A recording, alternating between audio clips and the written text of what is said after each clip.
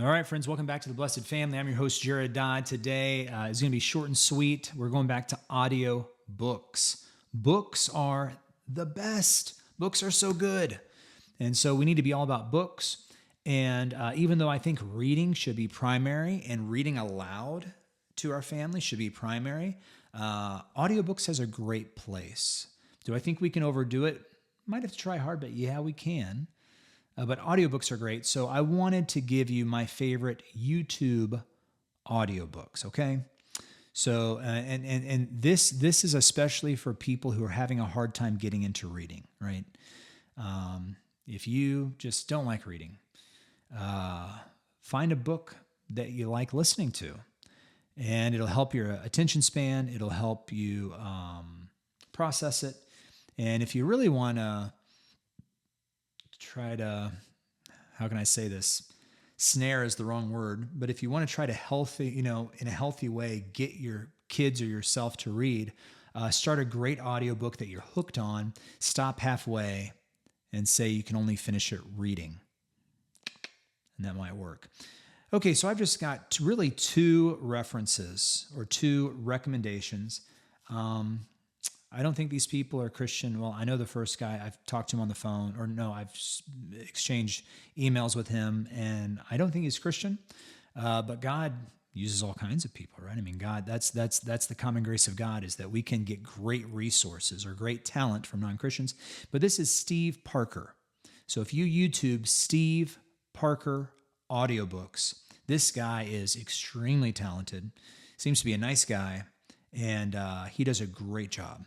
And so I'm going to give you 9 books he does or has done that you can listen to for free on YouTube. And they are extremely high quality.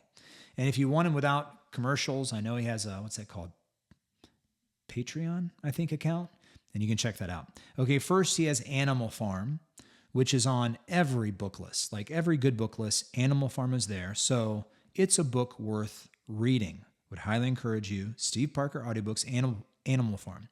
Next one is a book that I recently listened to when I was building my wife's dining room table for, I think that was her birthday. Her birthday and Christmas are really close together. Excuse me. And so when I'm doing woodwork, I put on headphones and I listen to books. And I listened to The War of the Worlds. This is my second time going through it. I read it the first time, audiobook the second time. It's not that long. And it is a very entertaining book. The first chapter is maybe a little slow, but then you get into the story, and it's really good. War of the Worlds. The movies all take place in more of a modern time period. It takes place back in the 1800s, and it's really good. So I'd highly encourage War of the Worlds. The next one, I think, is a book that everyone should read, though it needs to be when you're older. I still haven't let my 17-year-old daughter read this book. My 2 oldest boys, who are now 20 and 19, read it, but it's 1984. Some really mature content, but still, I think a book that should be read, just because it's a part of the canvas of our story as a nation, history, ideas. And so I would encourage, once again, it's on just about every good Christian book list, 1984, and that's also Steve Parker. He did Frankenstein. I'm a huge fan of Frankenstein. And let me skip down to book number 9, Dr. Jekyll and Mr. Hyde. Both those books are on Steve Parker's audiobooks, and they both deal with monsters. And the reason they're great is because I was just talking to this with one of the teachers. So I help out at One Day Academy here in Marble Falls, which is a homeschool organization where homeschoolers can sign up for classes 1 day a week. And he's teaching, I don't know what the class is. I think it's a worldview class, but he's taking him through this curriculum on monsters. And you have Frankenstein on one hand, you have Dr. Jekyll and Mr. Hyde on the other.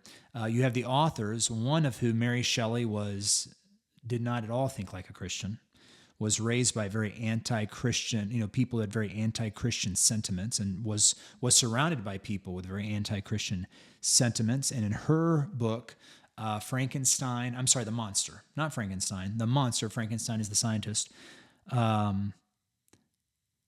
has a very, even Frankenstein also, I think, has a very victimized, right? Like, they are not evil. It's just their circumstances, which is humanism. It's the spirit of the age. Whereas Dr. Jekyll and Mr. Hyde was written by Robert Louis Stevenson, who was a very Christian man. That's a great study. So I would recommend both of those. He also has Alice in Wonderland, which is only 2 hours and 40 minutes. So if you're going to be in the car for just a few hours, you could listen to Alice in Wonderland, which once again is not, I would rate that lower than the books I've mentioned, but it's still just a part of our story. I mean, it's just a part of our culture. It's a part of our context. The next one I really like, Legend of Sleepy Hollow. I listened to this audio for the first time, not with Steve Parker, but with someone else, I think on Canon Plus. But I'm sure Steve knocked it out of the park. But there's only like 1 or 2 words of dialogue. The rest is just the narration of what's happening. And I think it's a really fun story. It's a fascinating story. Lastly, 2 more. Treasure Island, which is also Robert Louis Stevenson, which, just some trivia, Treasure Island used to be, back in the mid-1900s, I mean, this was, if you were a young man, you read this book. Like, this was the starting book. It's like, okay, this kid's 10, this kid's 12, or this kid's 8, whatever the reading level is, and he needs to be a man. He's going to read Treasure Island. Man, it's just such a good book. It's such a good book because the main character, Jim Hawkins, I believe that's his name, he has an attitude, and he has just a moral compass and character as a young man that rivals many adults today. And so it's just about, we underestimate our children in this day and age.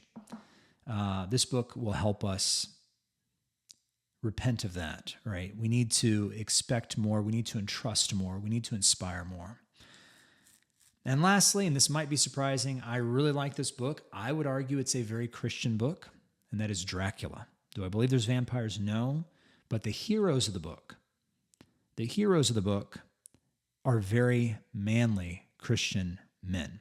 So right there, if you go to Steve Parker Audiobooks, you have 9 books that are free, they're done well, and you can enjoy them at your leisure while you're driving to work.